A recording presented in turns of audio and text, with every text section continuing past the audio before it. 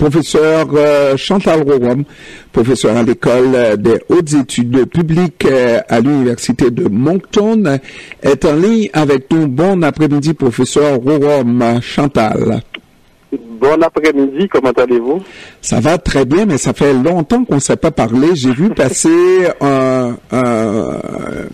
comment on appelle ça, une communication, et puis bon, je me suis dit, il est là, notre professeur. Vous avez raison, oui. Vous avez raison, même si j'ai quand même parlé, entre-temps, et plusieurs fois à la radio comme tel. Oui, c'est ce qu'on me dit, effectivement. Alors, mais avec nous aussi, il faudra, de temps en temps, regarder cette actualité avec nous.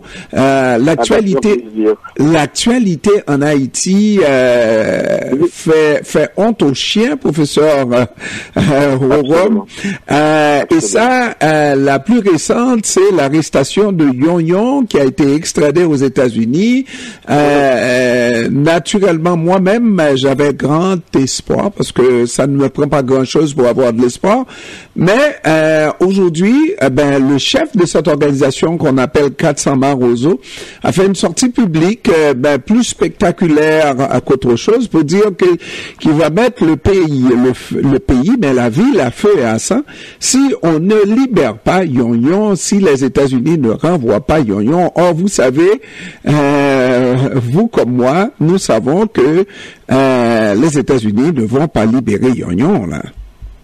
Non, les États-Unis ne le feront pas, et ça nous amène à poser la question de savoir jusqu'à quel point cette déclaration du chef de cette bande armée serait crédible, dans quelle mesure lui-même il y croit, mais effectivement ce sera intéressant à partir de cette déclaration qui défie l'autorité américaine en Haïti. Il faut quand même que nous précisions que les États-Unis sont le principal acteur de la politique en Haïti, avec notamment le groupe des ambassadeurs appelé le Core Group.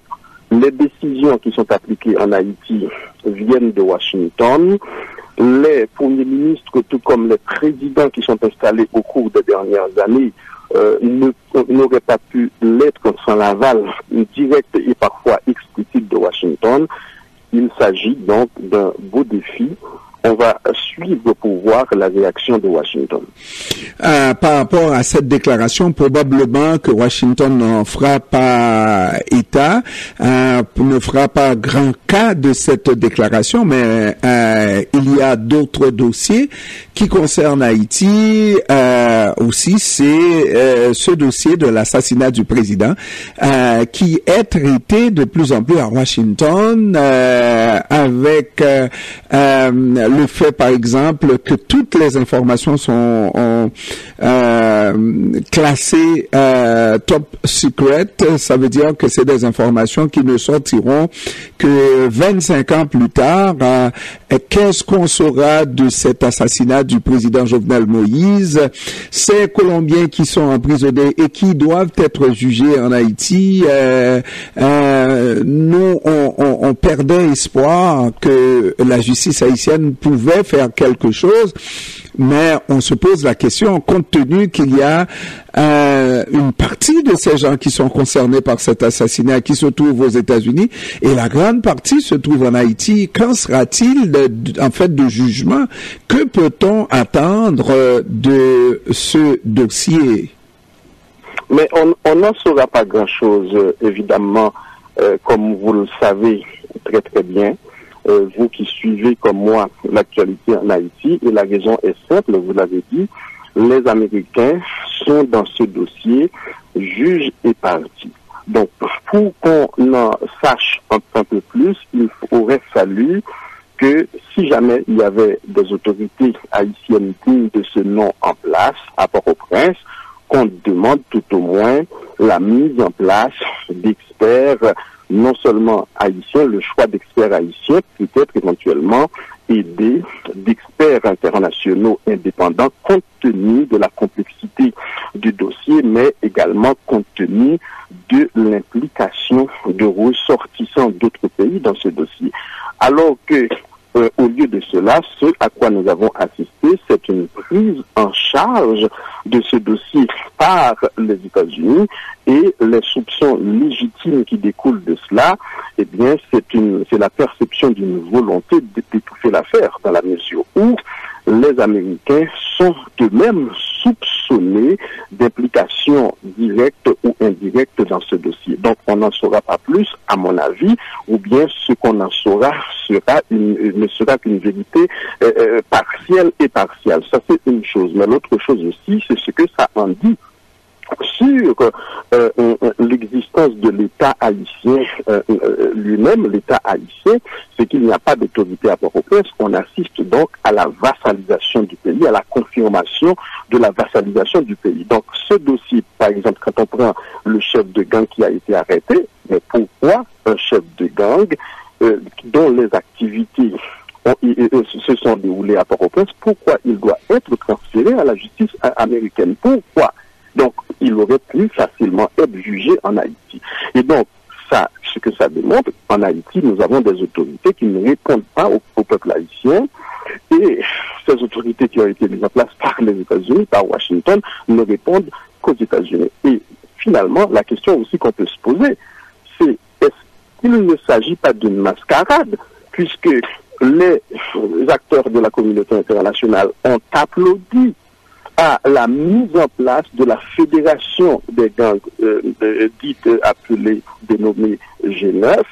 Aujourd'hui, est-ce qu'il ne s'agit pas d'un acte de diversion pour détourner l'attention de l'essentiel quand, par exemple, le chef de gang essaye de défier l'autorité américaine? On doit être très très prudent, nous qui suivons la situation, étant donné que nous savons qu'il s'agit pour Washington de demander à ces gens de se taire, et éventuellement cela serait fait. Donc moi je suis très très sceptique, je suis avec beaucoup de distance sur cette situation. J'évite évidemment à me prononcer de façon radicale. Effectivement, mais lorsqu'on dit qu'Haïti aurait pu juger, mais on connaît la justice haïtienne, on sait qu'il n'existe pas de structure comme telle, et on voit aussi lorsqu'il y a une arrestation de bandits, ça prend tout simplement un juge véreux pour libérer le bandit en question qui a été arrêté, et 2-3 jours plus tard, il se retrouve face au policier qui l'a arrêté, avec toutes les conséquences que cela suppose, parce qu'il est mieux équipé que le policier en question. Cela dit, la véritable question reste et demeure: quelle est l'intention des Américains avec ce dossier? Parce que au point où on est rendu, professeur Chantal Roy, on ne peut plus aller au fond du baril, parce qu'on est rendu vraiment là dans le bas fond du baril, non? Oui, tout à fait. Je pense que c'est effectivement la question essentielle. On ne peut pas non plus dire qu'on ignore la volonté des Américains dans ce qui se fait en Haïti, et au-delà des Américains, de ce qu'on appelle la communauté internationale qui suit fidèlement, servilement la volonté des Américains, et c'est l'ancien envoyé spécial américain lui-même, Daniel Foote, qui l'a dit. Il a dit ce qu'on appelle core group, en effet, ne répond qu'aux Américains. Alors, tout ce que l'on sait, et il y a eu récemment les déclarations de l'ancien Premier ministre ad intérim du président Jovenel Moïse, Claude Joseph, qui a déclaré publiquement que Monsieur Ariel Henry saurait quelque chose sur l'assassinat du président, et que Monsieur Ariel Henry avait été imposé au président Jovenel Moïse, qui le lui aurait dit à lui parlant directement. Donc, qu'est-ce qu'il faut comprendre de tout cela? C'est que M. Ariel Henry, qui est lui-même un ancien ministre du gouvernement de Michel Martelly lorsque celui-ci était président, il serait en place avec une mission, avec un mandat, celui d'organiser des élections, dit-on, devant reconduire à la présidence du pays Joseph Michel Martelly. À partir de ce constat, à partir de cette prémisse, tout ce qui se fait, donc tout ce qu'on orchestre dans l'opinion publique relève d'une propagande pour créer de la diversion et donc détourner l'attention nationale et internationale de l'essentiel. Donc c'est la véritable mission aujourd'hui de M. Ariel Henry, qui est lui-même lourdement soupçonné d'implication dans l'assassinat de l'ancien président Jovenel Moïse et qui s'est refusé à comparaître devant la justice haïtienne, qui, au lieu de le faire, il a tout simplement renvoyé, révoqué les juges qui l'ont invité à comparaître. Donc, à partir de ce moment, manifestement, on est dans la confusion totale. Maintenant, il faut aussi souligner les ambiguïtés qui caractérisent la position de la communauté internationale en Haïti. Pour la première fois, je crois pouvoir l'affirmer, depuis la chute des Duvaliers, du régime des Duvaliers en 1986, on a assisté à un mouvement inédit de la société civile haïtienne qui est certes perfectible, mais un mouvement qui préconise une transition de rupture, un mouvement qui a récolté au-delà de la société civile haïtienne l'adhésion d'un groupe important de partis politiques qui ne sont pas évidemment des partis sans reproche, mais ce qu'on a constaté au sein de la communauté internationale, c'est un boycott systématique, c'est un refus d'écouter les voix légitimes de la société civile haïtienne. Et bien tout cela va mener à quoi? Puisque c'est Washington qui décide, et quand les acteurs de la communauté internationale décident, ils ne le font pas dans l'intérêt suprême de la nation haïtienne, mais ils le font pour protéger leurs intérêts. Donc là, on devrait... Merci beaucoup, professeur Chantal Rorom, professeur à l'école des hautes études publiques à l'université de Moncton. J'espère que c'est pas la dernière fois qu'on se parle. On va essayer de se parler plus souvent, professeur. Ah, ça serait avec grand plaisir. Merci, au revoir. C'était un plaisir, bonne fin d'émission. Merci, au revoir.